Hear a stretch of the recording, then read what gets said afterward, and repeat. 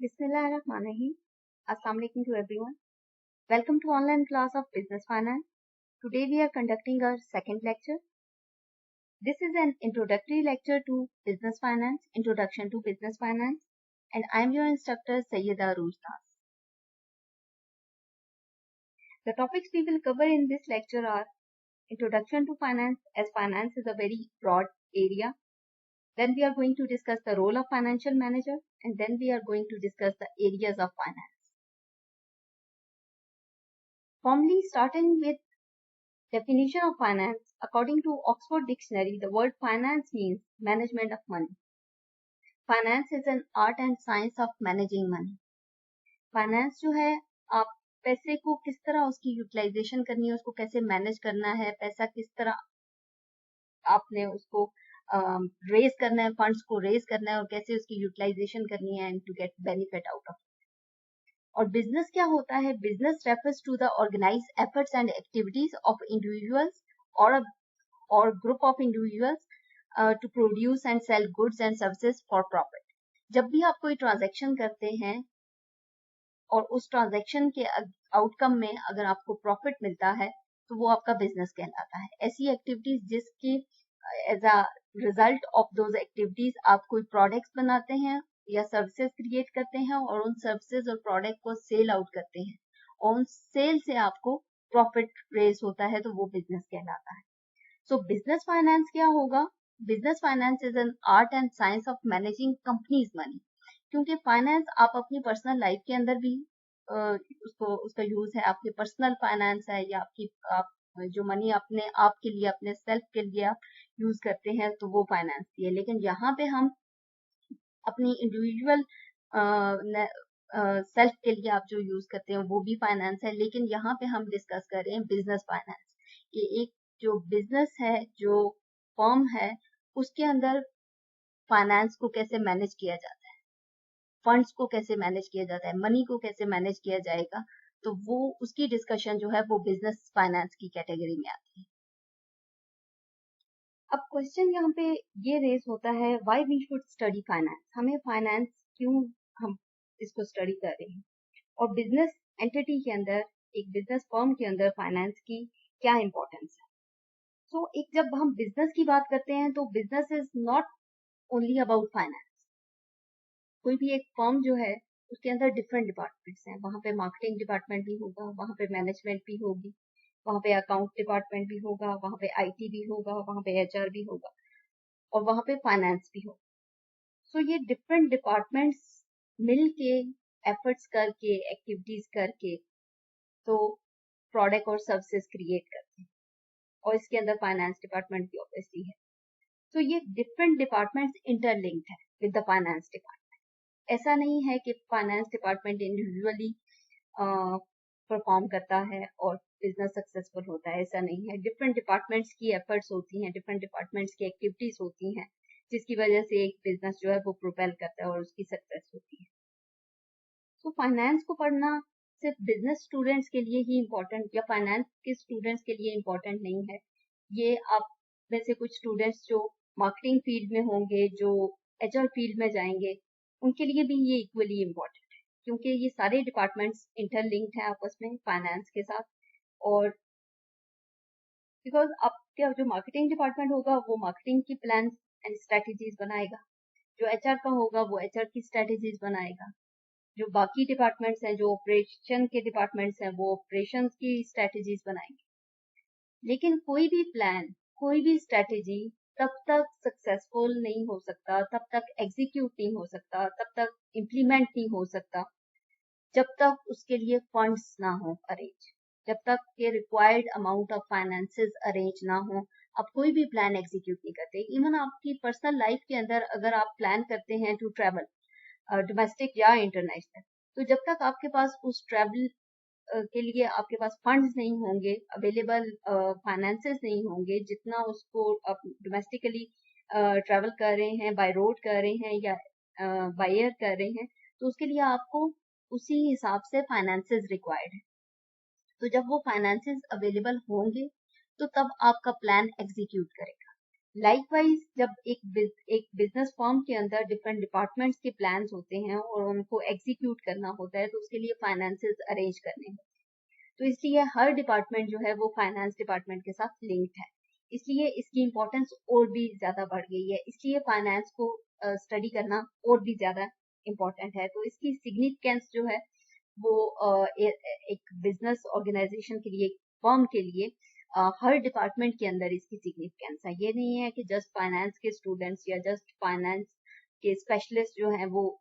इस कोर्स को पढ़ेंगे या इसकी बिजनेस फाइनेंस को पढ़ेंगे। सो बेसिकली एक तो हमने प्रीवियस लेक्चर के अंदर डिस्कस किया था कि बिजनेस फाइनेंस हमें बहुत ही बेसिक टू फाइनेंस की जो एक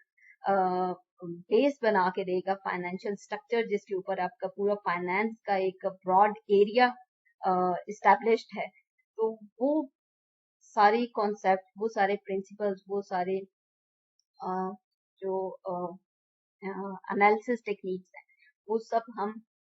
इस सब्जेक्ट के अंदर पढ़ेंगे। इसलिए इसकी इम्पोर्टेंस और भी ज्यादा बढ़ गई है, क्योंकि पूरा एडवांस फाइनेंस जो है आगे जाके आप स्पेशलाइज जब करेंगे तो आपको डिफरेंट एडवांस फाइनेंशियल सब्जेक्ट्स पढ़ने को मिलेंगे, और फिर उसके अंदर जो टेक्निक्स अप्लाई होती हैं, जो फाइनेंशियल स्ट्रेटेजीज होती हैं, तो उसके लिए आपको आपकी बेस होना बहुत जरूरी है। तो इसलिए फाइनेंस जो है, और स्पेशली बिजनेस फाइनेंस, इसलिए बहुत इंपॉर्टेंस रखता है from your even your from personal life to your formal और informal and even your business life. Finance की बहुत ज्यादा सिग्निफिकेंस।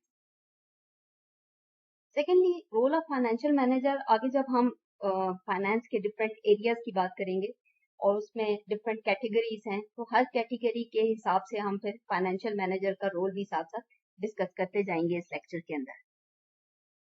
फाइनेंस, जैसे मैंने बताया, कि एक बहुत ही ब्रॉड एरिया है, और फाइनेंस को हमने सब डिवीजन इसकी किए और 4 बेसिक एरियाज ऑफ फाइनेंस है, जिसमें सबसे पहला जो है वो बिजनेस फाइनेंस है, फिर इन्वेस्टमेंट्स है, फिर फाइनेंशियल इंस्टीट्यूशंस है,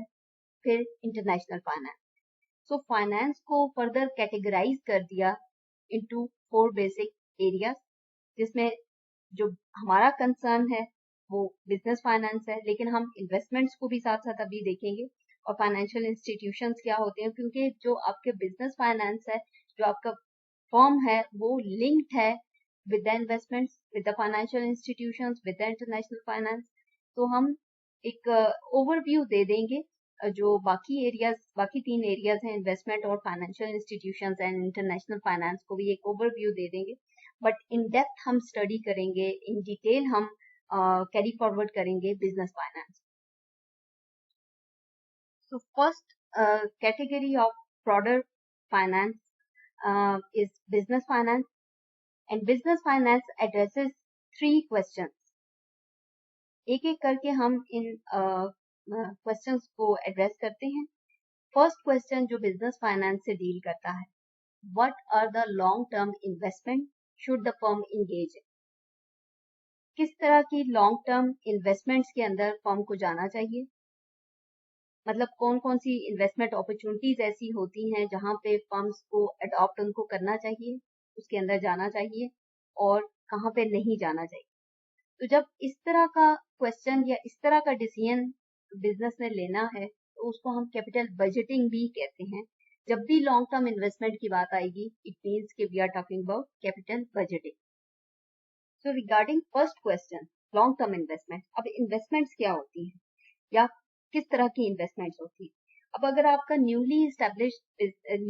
आप इस्टेब्लिश करना चाह रहे हैं बिजनेस को, तो उसके लिए जो इनिशियल इन्वेस्टमेंट्स हैं, जो आपने कुछ ऑफिस परचेज करना है, कुछ मशीनरी परचेज करनी है, फिक्स नेचर की इन्वेस्टमेंट या कैपिटल नेचर की इन्वेस्टमेंट जो है, जिसमें आपने कोई मशीनरी परचेज करनी है या आपने लैंड बिल्डिंग कुछ परचेज करना है, तो वो आपकी कैपिटल नेचर की इन्वेस्टमेंट होती है और फिक्स नेचर की इन्वेस्टमेंट होती है, और वो आप करते हैं अपने बिजनेस को स्टैब्लिश करने के लिए, उसको स्टार्टअप कर लेने के लिए। तो जब हम फाइनेंसिंग की कैटेगरी के अंदर ये देखते हैं, कैपिटल स्ट्रक्चर के डिसीजंस लेते हैं, और हम ये देखते हैं कि आपने डेट की तरफ जाना है, बोरोइंग की तरफ जाना है, या आपने इक्विटी की तरफ जाना है, तो उसमें हमने फिर कैपिटल स्ट्रक्चर की डेट इक्विटी की रेशियोज देखनी होती हैं कि आप कितनी फाइनेंसिंग जो है वो अपनी इक्विटी फाइनेंसिंग करेंगे और कितनी फाइनेंसिंग आपने डेट के थ्रू करनी है। और एक ट्रेड ऑफ रखना होता है, आपने डेट और इक्विटी का एक बैलेंस रखना होता है जो कि आप सुटेबल हो, आपकी ऑर्गेनाइजेशन के लिए, आपके बिजनेस के लिए सुटेबल हो, उसको मैनेज करना, उसको हैंडल करना, उस उन फाइनेंसेस को अरेंज करना और फिर उसको मैनेज करना और फिर उसकी यूटिलाइजेशन जो आप लॉन्ग टर्म इन्वेस्टमेंट्स के अंदर, कैपिटल बजटिंग के अंदर आपने करनी है। थर्ड एंड लास्टली जो बिजनेस फाइनेंस डील करता है वो है how much short term cash flow does a company need to pay its bills, like liquidity requirements जो हैं उसको कैसे मैनेज किया जाए। इट मीन्स कि आपकी जो डेली रनिंग ऑपरेटिंग एक्टिविटीज हैं, आपका जो बिजनेस जो कि बेस्ड करता है आपकी डेली ऑपरेशंस के ऊपर, उन उन एक्टिविटीज को कितना स्मूथली आप रन कर रहे हैं, उन ऑपरेशंस को आप कितना स्मूथली हैंडल कर रहे हैं, उनके लिए कोई फाइनेंसिस का प्रॉब्लम तो नहीं है। तो यूजली इसमें दो इश्यूज आते हैं जब आप बात करते हैं अपनी डेली रूटीन एक्टिविटीज की, उसके लिए जो फाइनेंस का अरेंजमेंट होते हैं उसमें दो इश्यूज आते हैं। फर्स्ट वन तो इस तरह होता है कि अगर आपकी डेली ऑपरेटिंग एक्सपेंसेस जो हैं, एक्सपेंडिचर ज्यादा है और आपके पास फंड्स कम पड़ गए हैं, तो आपका जो ऑपरेशन है बिजनेस का वो हाल्ट हो जाएगा, रुक जाएगा। आपके एक्सपेंसेस ज्यादा हैं, आपके पास पैसा नहीं है, फंड्स नहीं है, कम है, स्केर्स फंड है। तो इस तरह की जो सिचुएशन होती है तो फिर आपको अर्जेंट बेसिस पे फाइनेंसिंग का अरेंजमेंट करना पड़ता है। अर्जेंट बेसिस पे आपको शॉर्ट टर्म बोरोइंग लेनी पड़ती है ताकि आपका जो बिजनेस ऑपरेशंस हैं वो स्मूथली रन हो। उसके अंदर अगर आपको शॉर्टेज ऑफ फंड्स है तो आपने शॉर्ट टर्म बोरोइंग करेंगे। और सेकंड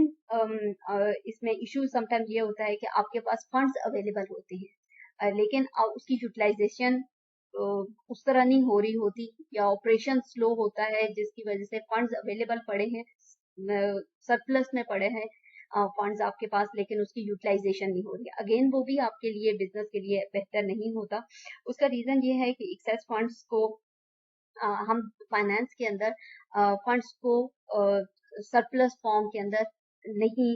रखना चाहते, हम उसको यूटिलाइजेशन उसकी करना चाहते हैं। अगर आपके पास सरप्लस फंड्स हैं तो उसको इन्वेस्ट करें ताकि उसके ऊपर आप कुछ रिटर्न अर्न करें, रादर देन कि वो स्टैग्नेंट फॉर्म या डोरमेंट फॉर्म के अंदर वो फंड्स पड़े रहे। तो शॉर्ट टर्म इन्वेस्टमेंट का ऑप्शन होता है, जहाँ पे शॉर्ट टर्म बोरोइंग का ऑप्शन है तो वहाँ पे शॉर्ट टर्म इन्वेस्टमेंट का ऑप्शन भी है कि आप शॉर्ट टर्म नेचर के ऊपर 1 month, 2 month, 3 months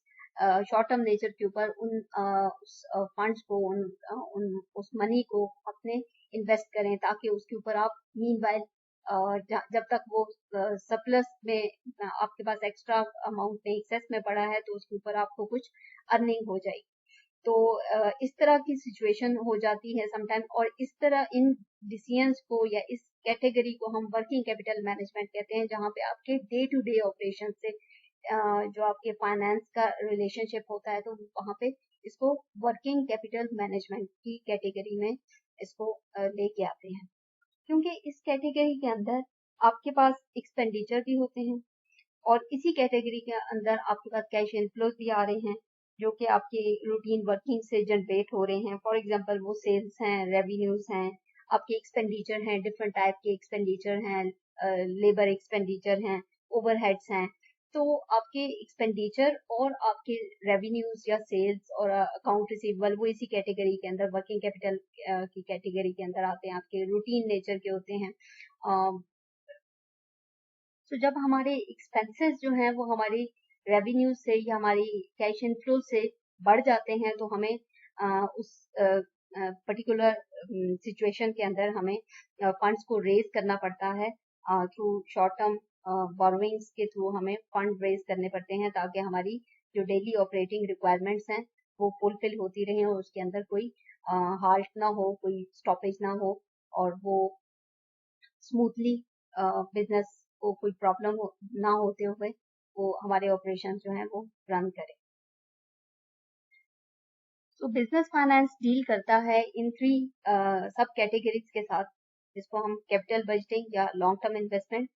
capital structure, या आप इसको फाइनेंसिंग डिसीजंस भी कहते हैं कि आपको जो बोरोइंग ऑप्शंस हैं वो आपने कहाँ से अरेंज करना है, फंड्स को कैसे रेज करना है, डेट से करना है, इक्विटी से करना है, and then working capital management कि जो आपकी day to day routine requirements हैं उसको आप कैसे मैनेज कर रहे हैं। तो हमारा जो बिजनेस फाइनेंस का फर्दर जो लेक्चर्स हैं वो it's all depending on these 3 categories. इन्हीं कैटेगरीज से रिलेटेड है, कैपिटल बजटिंग से, कैपिटल स्ट्रक्चर से और वर्किंग कैपिटल मैनेजमेंट से। एंड इंशाल्लाह we will discuss all these categories in depth in our upcoming lectures. तो बिजनेस फाइनेंस को अगर हम नटशेल उसका देखें तो ये 3 कैटेगरीज को मैंने इस पिक्टोरियल फॉर्म के अंदर आपकी अंडरस्टैंडिंग के लिए बनाया है कि यहाँ पे जब फर्स्ट पे हम देखते हैं ये एक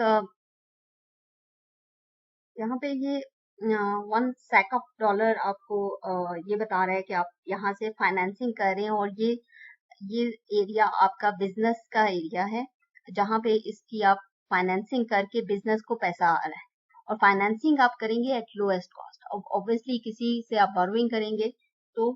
एट सम कॉस्ट करेंगे, तो लेकिन आपने कोशिश करनी है कि कम से कम कॉस्ट के ऊपर आप बोरोइंग करें और वो बोरोइंग जो है आप करके फाइनेंसिंग करके अपने बिजनेस के अंदर उसको यूज करेंगे। अब यहाँ पे बिजनेस के अंदर डिफरेंट एक्टिविटीज होती हैं, डिफरेंट डिपार्टमेंट्स होते हैं, डिफरेंट ऑपरेशंस होते हैं, उससे उसकी प्रोसेसिंग जो भी आपकी रिक्वायरमेंट्स है आपने फाइनेंसेस के थ्रू अपने प्लान्स को एग्जीक्यूट किया, इम्प्लीमेंट किया और आपने प्रोडक्ट या सर्विसेज जो भी आप जनरेट कर रहे हैं वो आपकी बिजनेस एक्टिविटीज हैं। अब वो रूटीन बिजनेस एक्टिविटीज उसके अंदर आपके वर्किंग कैपिटल नेचर की सारी एक्टिविटीज हैं, day to day routine work आपका हो रहा है, वहां पे आपको फाइनेंसेस की शॉर्टेज भी आएगी, फाइनेंसेस का सरप्लस भी आएगा, तो उसको आपने कैसे मैनेज करना है वो आपने इस बिजनेस कैटेगरी के अंदर वर्किंग कैपिटल मैनेजमेंट है। अब जो ये डॉलर की आपने बोरोइंग की तो ये डिपिक्ट कर रहा है आपका फाइनेंसिंग डिपिक्ट कर रहा है और यह डिपिक्ट कर रहा है आपकी कैपिटल स्ट्रक्चर को डिपेक्ट कर रहा है। इधर ये सैक ऑफ डॉलर्स जो है ये इक्विटी से आया है या डेट से आया है। और फिर जब आपने बिजनेस का आपने अपनी प्रोडक्ट या सर्विसेज को सेल आउट किया तो उसके अगेंस्ट आपको जो प्रॉफिट जनरेट हुआ तो उस प्रॉफिट जो है उसको आपने कैसे यूटिलाइजेशन करनी है, उस प्रॉफिट को आपने री इन्वेस्ट किया तो ये यहाँ पे आपको 3 सैक ऑफ डॉलर्स जो है वो नजर आ रहे हैं। मीन्स कि आपने 1 सैक को यूज करते हुए बिजनेस के अंदर उसकी प्रोसेसिंग होके तो आपको प्रॉफिट में 3 सैक्स मिले हैं, तो इट मीन्स कि आपका बिजनेस जो है वो प्रॉफिट के अंदर। तो इस तरह जब आप एक साइड से आप फाइनेंसिंग कर रहे हैं और फिर उसकी यूटिलाइजेशन इन फाइनेंसेस को आपने बिजनेस के अंदर यूटिलाइज किया और फिर आउटकम जो है वो प्रॉफिट की फॉर्म में था, उसको आपने फिर फर्दर इन्वेस्टमेंट उसकी करनी है, री इन्वेस्टमेंट करनी है या आपने अपने शेयर होल्डर्स के अंदर डिस्ट्रीब्यूट करना है या आपकी वो प्रॉफिट है आपका बिजनेस की अर्निंग है तो उसको आपने री इन्वेस्ट करेंगे या उस जो तो आप ये आपने फिर आप डिसीजन लेने हैं कि आपने इन 3 सैक्स को अपने बिजनेस के अंदर लॉन्ग टर्म इन्वेस्टमेंट करनी है, कुछ चीज परचेज करनी है, मशीनरी परचेज करनी है, रॉ मटेरियल परचेज करना है, लॉन्ग टर्म नेचर की कोई इन्वेस्टमेंट करनी है, अपने बिजनेस को एक्सपैंड करना है, तो ये it all depends on your financial decisions कि जो आपके इन्वेस्टमेंट डिसीजंस हैं उस पर डिपेंड करता है कि आपने किसी फर्दर किसी प्रोजेक्ट के अंदर इसको करना है या अपने शेयर होल्डर्स के अंदर इस अमाउंट को डिस्ट्रीब्यूट करना है। इट ऑल डिपेंड्स कि बिजनेस की फाइनेंशियल स्ट्रेटजीज क्या है और उसके अकॉर्डिंगली उसने डिसीजंस लेने हैं। तो ये बिजनेस फाइनेंस का एक नटशेल है जहां पे आपको कैपिटल स्ट्रक्चर भी नजर आ रहा है और कैपिटल बजटिंग भी और आपको वर्किंग कैपिटल भी नजर आ रहा है। नेक्स्ट हम फाइनेंस की जो ब्रॉड कैटेगरीज के अंदर सेकंड कैटेगरी है इन्वेस्टमेंट, उसको डिस्कस करते हैं कि इन्वेस्टमेंट्स क्या होता है और इस कैटेगरी के अंदर कौन कौन से कंपोनेंट्स जो हैं वो फॉल करते हैं। Investment basically deals with or it relates to the how investor choose area of investment and what are the different types of the investment decisions they that he or she made. For example, उसने कहाँ पे invest करना है, उसने कोई financial assets और securities लेनी है तो उसने बॉन्ड्स में इन्वेस्ट करना है या स्टॉक्स में इन्वेस्ट करना है। तो इन्वेस्टर अब ये जब इन्वेस्टमेंट पे आएगा उसने इन्वेस्टमेंट डिसीजन लेना होगा तो उसने ये देखना होगा कि अगर वो बॉन्ड में इन्वेस्ट करता है कोई बॉन्ड परचेज करता है तो उस बॉन्ड के ऊपर जो इंटरेस्ट होगा वो उसका प्रॉफिट होगा, वो उसका रिटर्न होगा, रिटर्न ऑन इन्वेस्टमेंट होगी। और अगर वो स्टॉक के अंदर इन्वेस्ट करता है, किसी स्टॉक को शेयर्स भी कहते हैं, शेयर्स के अंदर इन्वेस्ट करता है तो उस शेयर के ऊपर उसको डिविडेंड मिलेगा, वो उसका इन्वेस्टमेंट रिटर्न होगा। सो बॉन्ड्स हो या शेयर हो या कोई भी फाइनेंशियल एसेट्स हो, वो अपने इंटरेस्ट या डिविडेंड के अलावा एक और चीज के ऊपर डिपेंड करते हैं, वो है उनकी मार्केट प्राइस। बॉन्ड्स मार्केट के अंदर उनकी क्या एक्चुअल मार्केट प्राइस क्या है, फेयर मार्केट प्राइस क्या है, और स्टॉक्स की फेयर मार्केट प्राइस क्या है। तो अगर आपकी मार्केट प्राइस जो है वो मैच कर रही है आपकी, आप जब इन्वेस्टमेंट डिसीजन लेते हैं उसको परचेज करने में, तो अगर तो वो उसके साथ मैच कर रही है तो फिर तो आपको उसके अंदर कोई ज्यादा रिस्क नहीं है। लेकिन अगर आपने अगर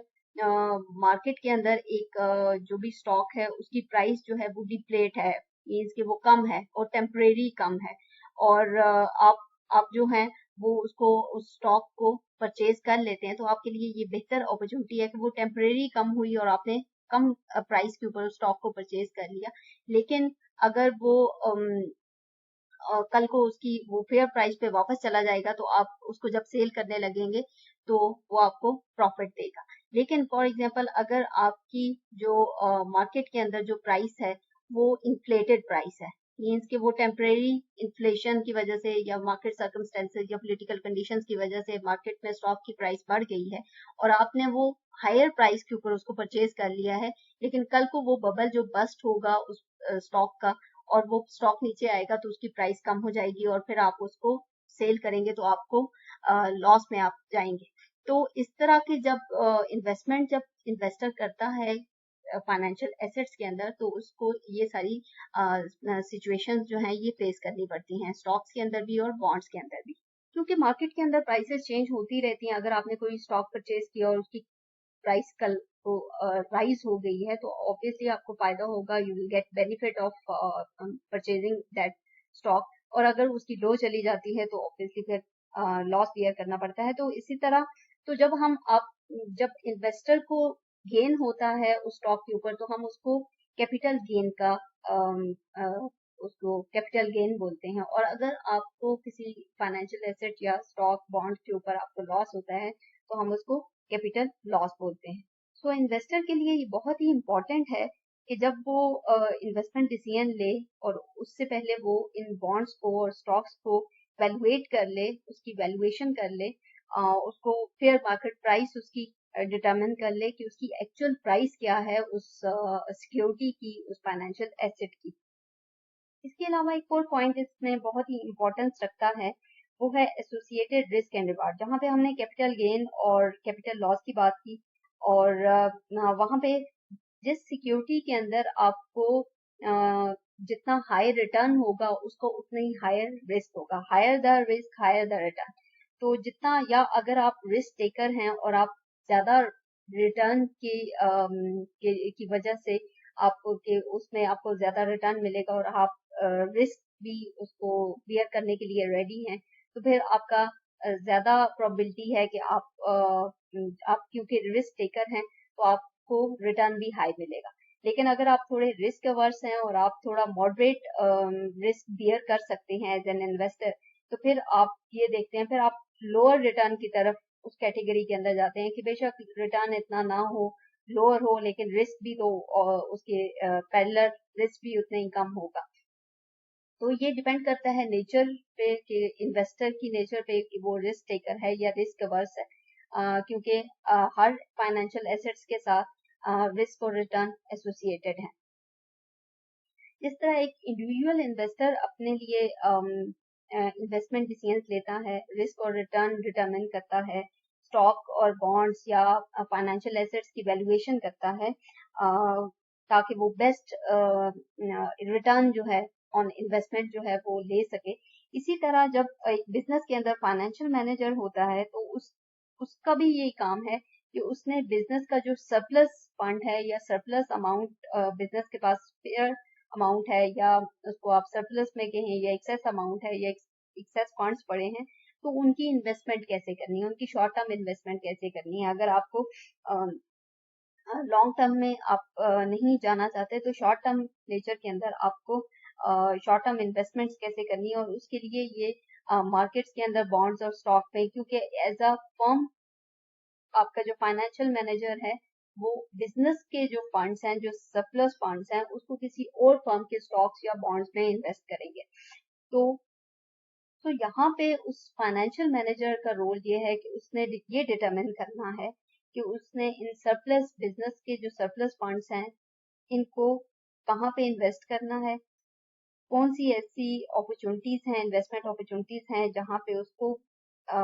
हाई रिटर्न मिलेगा, या उसको बेस्ट मिक्स ऑफ इन्वेस्टमेंट उसको कैसे करनी चाहिए, उसको स्टॉक के अंदर करनी चाहिए, तो उसका रिस्क और रिटर्न जो है वो डिटरमिन करना पड़ेगा। अगर उसने बॉन्ड के अंदर कर रहा है इन्वेस्टमेंट कर रहा है एज अ फाइनेंशियल मैनेजर, तो उसको बॉन्ड्स का रिस्क और रिटर्न डिटरमिन करना पड़ेगा, प्लस उसका capital gain capital loss determine करना पड़ेगा। लेकिन बेस्ट मिक्स ये होगा कि अगर आप स्टॉक्स को भी रखें, आप बॉन्ड्स को भी रखें, आप म्यूचुअल फंड्स को भी रखें, आप पेंशन फंड्स को भी रखें, तो इस तरह डिफरेंट जो आपके पास फाइनेंशियल इन्वेस्टमेंट के ऑप्शंस हैं उनको लेके एक बेस्ट मिक्स बनाएं, और इस मिक्स के अंदर आपने उस मिक्स का जो ओवरऑल रिस्क और रिटर्न है उसकी ये उसका रूल ऑफ थंब ये है कि आपको हायर रिटर्न और मिनिमम रिस्क, मैक्सिमम रिटर्न और मिनिमम रिस्क होना चाहिए उस पोर्टफोलियो का। तो इसको हम बेस्ट मिक्स भी कहते हैं और इसको हम पोर्टफोलियो सिलेक्शन भी कहते हैं। So as a financial manager एक बिजनेस फर्म के लिए उसका ये रोल है कि उसने ये डिटरमिन करना है कि इन्वेस्टमेंट पॉइंट ऑफ व्यू से कौन सा बेस्ट मिक्स है जहां पे फर्म की सरप्लस अमाउंट को इन्वेस्ट करना चाहिए। इसको हम पोर्टफोलियो सिलेक्शन भी कहते हैं या पोर्टफोलियो इन्वेस्टमेंट भी कहते हैं ऑफ फाइनेंशियल एसेट्स और फाइनेंशियल सिक्योरिटीज भी कह सकते हैं। We have a minimum risk and maximum possible return. So role of financial manager यहाँ पे जस्ट पोर्टफोलियो सिलेक्शन या पोर्टफोलियो मैनेजमेंट तक नहीं रिस्ट्रिक्टेड नहीं है, बल्कि क्योंकि जब आप इन्वेस्टमेंट करते हैं तो मार्केट के अंदर प्राइसेस का अप्स एंड डाउन चल रहा है। आपने जो आज की डेट में अगर कोई बेस्ट पोर्टफोलियो मिक्स बनाया है जिसमें आपको मैक्सिमम रिटर्न और मिनिमम रिस्क है, तो ये हो सकता है कि कल उसके अंदर कुछ सिक्योरिटीज की प्राइसेस के अंदर चेंजेस आ जाएं जिसकी वजह से आपका रिस्क बढ़ जाए और रिटर्न कम हो जाए। तो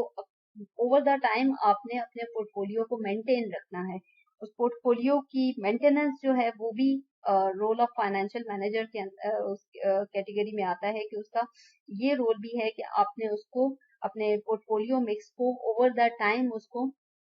बेस्ट मिक्स ही रखना है जिसमें आपको मैक्सिमम रिटर्न और मिनिमम रिस्क है। तो ओवर द टाइम अगर आपको अपने पोर्टफोलियो के अंदर चेंजेस करनी पड़े, सिक्योरिटीज को बाय या सेल करना पड़े, तो आपने साथ साथ उसको देखते रहना है, उसको मैनेज करते रहना है। मार्केट कंडीशंस के अकॉर्डिंगली पोर्टफोलियो के अंदर जो चेंजेस होंगी उसके अंदर आपने ये ध्यान रखना है कि आपका जो अल्टीमेट ऑब्जेक्टिव है to keep the return maximum and risk minimum, उसको आप ओवर द टाइम मेंटेन रखते रहें जब तक आपकी वो शॉर्ट टर्म इन्वेस्टमेंट जो है वो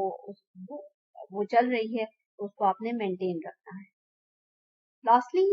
इन्वेस्टमेंट्स के अंदर कैरियर डिफरेंट कैरियर अपॉर्चुनिटीज भी हैं, सो उसकी भी थोड़ी आपको इंफॉर्मेशन देती जाऊं कि जिसमें आप स्टॉक ब्रोकर की एक अपॉर्चुनिटी है as a career, then portfolio manager या फाइनेंशियल एडवाइजर और सिक्योरिटी एनालिस्ट की। स्टॉक ब्रोकर जो हैं ये स्टॉक एक्सचेंज में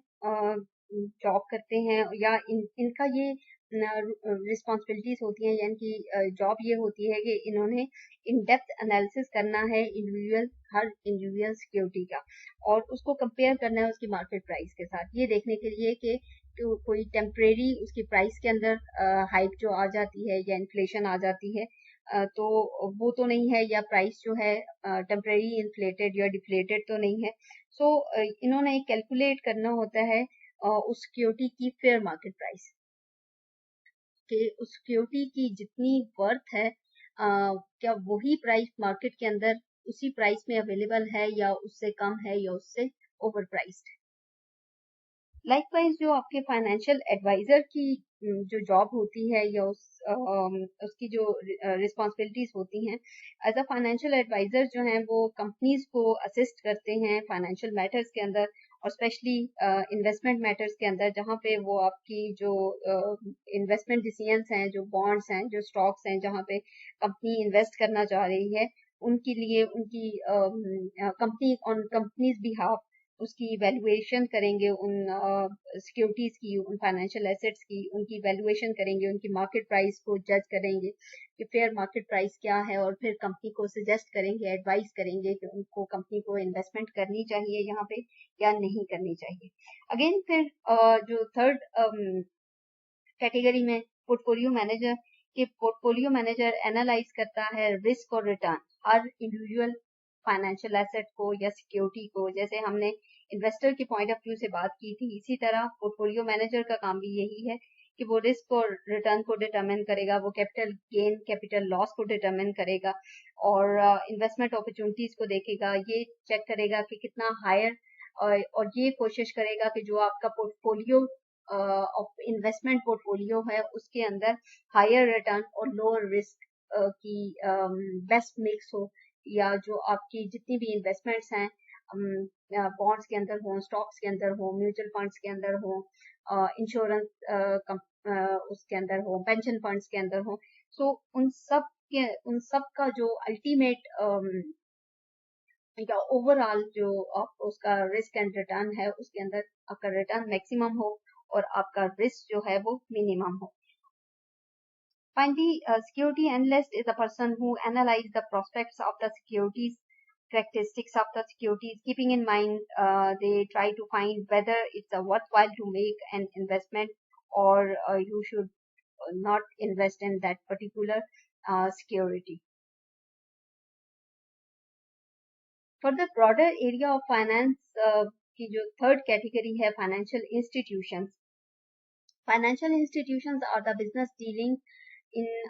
फाइनेंशियल मैटर्स। ऐसे इंस्टीट्यूट जो कि फाइनेंशियल मैटर्स के अंदर डील करते हैं उनको हम फाइनेंशियल इंस्टीट्यूशंस कहते हैं। फॉर एग्जांपल बैंक्स हो गए, इंश्योरेंस कंपनीज हो गई, लीजिंग कंपनीज हो गई, पेंशन फंड्स, मुदारबा, इस तरह बहुत सारी डिफरेंट फाइनेंशियल इंस्टीट्यूशंस हैं जो कि फाइनेंशियल मैटर्स के अंदर डील करते हैं with the business. Being a companies financial manager, तो फाइनेंशियल मैनेजर जो कि कंपनी का रिप्रेजेंटेटिव है, उसने इन फाइनेंशियल इंस्टीट्यूशंस के साथ इंटरेक्ट करना है। अगर कंपनी को शॉर्ट टर्म बोरोइंग करनी है इन फाइनेंशियल इंस्टीट्यूशन से, तो इनके साथ कांटेक्ट करेगा। अगर कंपनी को लीजिंग कुछ करनी है, कोई एसेट लीज करना है, तो इन फाइनेंशियल लीजिंग कंपनीज के साथ कॉन्ट्रैक्ट इंटरेक्ट करेगा, और फिर जो भी इनकी फाइनेंशियल डीलिंग्स होंगी अकॉर्डिंगली। सो फाइनेंशियल एक्सपर्ट ही इसको इन इंस्टीट्यूशंस के साथ बिजनेस के फाइनेंशियल मैटर्स को एनालाइज कर सकते हैं और डिस्कस कर सकते हैं, और बिजनेस को सजेस्ट कर सकते हैं कि यहाँ पे कोई फाइनेंशियल इंस्टीट्यूशंस के पॉइंट ऑफ व्यू से, या पेंशन फंड जैसे मैंने बात की, या इंश्योरेंस कंपनीज हैं, तो वहाँ पे कोई ऐसी इन्वेस्टमेंट अपॉर्चुनिटीज हैं जहाँ पे बिजनेस को इन्वेस्ट करना चाहिए, और अकॉर्डिंगली। और अगर फाइनेंशियल इंस्टीट्यूशंस के पॉइंट ऑफ व्यू से देखें तो वहाँ पे फाइनेंशियल एक्सपर्ट्स हैं जो कि जब कंपनी को बोरोइंग करनी होती है, जो कि लोन्स लेने होते हैं, लेंडिंग करनी होती है, और कंपनी के एंड से बोरोइंग होती है, फाइनेंशियल इंस्टीट्यूट के एंड से लेंडिंग होती है, तो वो एक्सपर्ट ये डिटरमिन करते हैं कि या उसके कंपनी को लोन देते हुए उसका रिस्क और रिटर्न जो है वो डिटरमिन करते हैं, इवेल्युएट करते हैं कि इनको लोन जो है वो देना है या नहीं देना। सो इस तरह फाइनेंशियल इंस्टीट्यूट के एंड पे भी और कंपनी के एंड पे भी कुछ फाइनेंशियल एक्सपर्ट्स हैं जो कि इंटरेक्ट करते हैं कोई भी फाइनेंशियल मैटर के ऊपर जब आपने डील करना हो। फाइनल कैटेगरी हमारे पास है international finance. International finance covers international aspect of corporate finance, investment and financial institution. Whatever decisions we made for domestic firms, same decisions are to be made for the multinational firms. जहाँ पे same capital budgeting decision होंगे, same capital structure decision होंगे, working capital management decision, fund raising decision. But यहाँ पे international finance या जब multinational companies के साथ डीलिंग आती है, तो वहाँ पे क्योंकि मल्टीनेशनल कंपनी का स्कोप बड़ा है, वहाँ पे अपॉर्चुनिटीज ज्यादा हैं, वहाँ पे चैलेंजेस भी ज्यादा हैं, रिस्क भी ज्यादा है, रिटर्न भी ज्यादा है। बट यहाँ पे हम एक बहुत ही इम्पोर्टेंट जो एस्पेक्ट है वो है एक्सचेंज रेट का, क्योंकि जब आप अपने बॉर्डर से बाहर जाके फाइनेंशियल ट्रांजैक्शन करते हैं, जब आपका बिजनेस जो है वो एक्सटेंड करता है ओवर द बॉर्डर्स, तो आपको फिर फाइनेंशियल जो एक्सचेंज रेट है वो कम अक्रॉस आता है जब आपकी डीलिंग्स होती हैं, फाइनेंशियल डीलिंग्स होती है। क्योंकि जब आप बॉर्डर के अंदर होते हैं तो आपकी एक ही करेंसी के अंदर आप डील कर रहे होते हैं, डोमेस्टिक करेंसी के अंदर। लेकिन जब आप इंटरनेशनल लेवल पे बिजनेस कर रहे होते हैं तो आपको फिर एक्सचेंज रेट को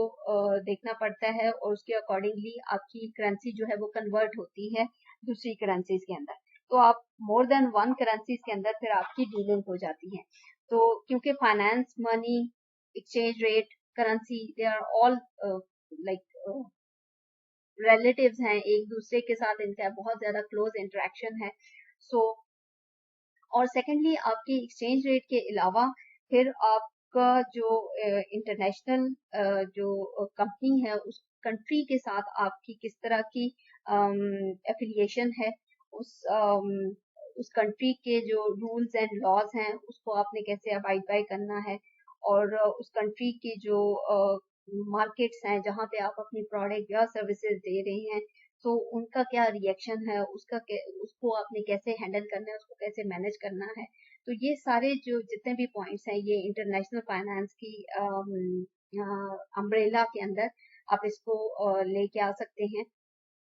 क्योंकि जब आप इंटरनेशनल लेवल पे जाके बिजनेस करेंगे तो फिर आपका प्रॉफिट भी उस हिसाब से होगा, उस करेंसी के कन्वर्ट करके होगा। आपके इनफ्लोज, आउटफ्लोज, सारी डीलिंग्स आपकी जो हैं, जो आपके इंटरनेशनल एम्प्लॉयज हैं, आपने उनको वहाँ पे सैलरीज देनी है, जो आपका लेबर है उनको वेजेस देनी है। सो जितनी भी आपकी मॉनेटरी ट्रांजेक्शन्स होंगी, जितनी भी फाइनेंशियल ट्रांजेक्शन्स होंगी, वो सारी आपकी जो मोर देन टू करेंसीज के अंदर होंगी। अगर आपका अपने डोमेस्टिक के साथ लिंक भी है और इंटरनेशनल के साथ भी है, और आपकी एक मल्टीनेशनल फर्म है, तो उस तरह फिर आप मल्टी करेंसीज के अंदर भी साइमल्टेनियसली डील कर रहे हैं। तो ये सब जो टॉपिक्स हैं ये कवर होते हैं इंटरनेशनल फाइनेंस। तो आज के लेक्चर में हमने बेसिकली एक फाइनेंस का एक ओवरव्यू दिया कि फाइनेंस क्या है, फाइनेंस क्यों इतना इम्पोर्टेंट है, फाइनेंशियल मैनेजर के क्या रोल्स हैं, उसकी रिस्पॉन्सिबिलिटीज क्या हैं, और स्पेसिफिकली बिजनेस फाइनेंस की कैटेगरीज के अंदर। और फिर हमने बात की फाइनेंस के ब्रॉडर एरियाज के ऊपर कि 4 ब्रॉडर एरियाज हैं। बिजनेस फाइनेंस है, आपके पास इन्वेस्टमेंट है, फाइनेंशियल इंस्टीट्यूशंस हैं, और इंटरनेशनल फाइनेंस है। और फिर हमने बिजनेस फाइनेंस की फर्दर जो 3 ब्रॉड कैटेगरीज हैं, कैपिटल बजटिंग है, कैपिटल स्ट्रक्चर है, और वर्किंग कैपिटल मैनेजमेंट है, उसके ऊपर बात की, डिस्कशन की। फर्दर लेक्चर्स के अंदर हम स्पेसिफिकली फिर बिजनेस फाइनेंस को ही स्टडी करेंगे। कैपिटल बजटिंग हो, कैपिटल स्ट्रक्चर हो, या वर्किंग कैपिटल की कैटेगरीज, फर्दर उनकी डिवीजन जो हैं उनके ऊपर डिस्कशंस करेंगे। इस लेक्चर से regarding any question and queries are most welcome. Thanks for listening. अल्लाह हाफिज।